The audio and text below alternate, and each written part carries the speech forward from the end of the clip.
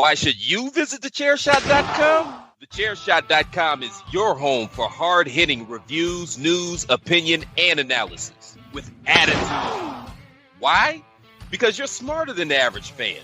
Thechairshot.com. Always use your head. I'd actually like to take this opportunity to wish Greg DeMarco Show the best in all his future endeavors.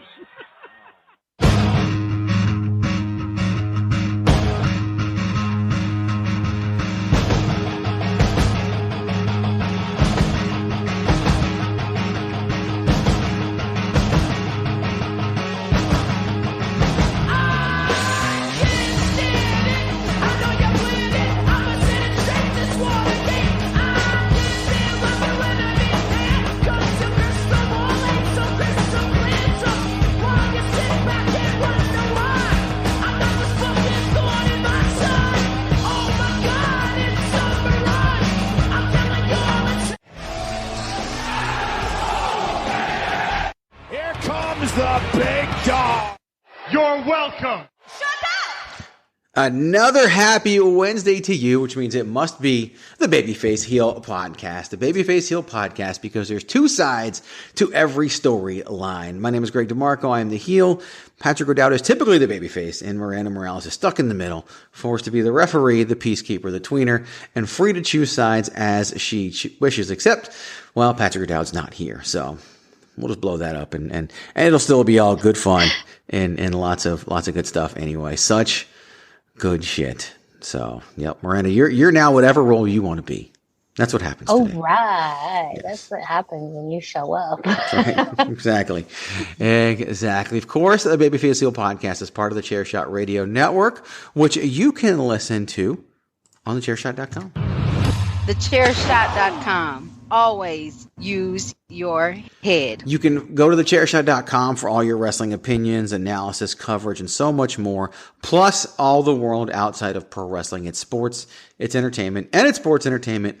All available to you at thechairshot.com. Follow on social media at Chairshot Media. This show, along with all of the shows on the Chairshot Radio Network, also stream on all of your favorite streaming platforms like iTunes, Apple Podcasts, Spotify, iHeart, Google Play, and so many more. So like, subscribe, and leave us a 5-star review. You can follow me on social media at Chairshot Greg. Look, Patrick O'Dowd's not here, but if you want to follow him, you can. It's at Wrestling Realist, WrestLNGRealist. And of course, you already heard her voice once. She is the queen of soft style. She's the Twitterless heroine, but you can follow her on the Instagram and the Facebook at the hashtag Miranda. That is, of course, Miranda Morales.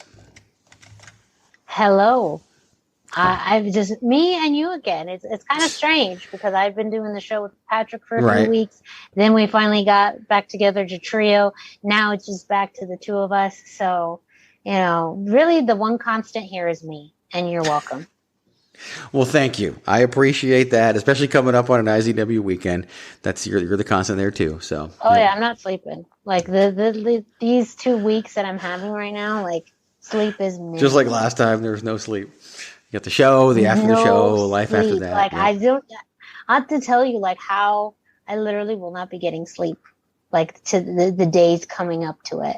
So just a warning, but. It's all for a good cause. It's all for the love of wrestling. So that's right. It's the love of the game and so much more. And it's going to be really exciting. And typically once that takes place, we do a little debrief on air because why not? Professional wrestling is known for handling everything on air. When a couple has problems, they don't handle it in therapy. They don't handle it in the privacy of their own. No, they wait till Monday night and do it in front of a live audience and millions of people watching at home because that's what wrestling is all about. And we debrief IZW shows on a podcast as well. But that's next week.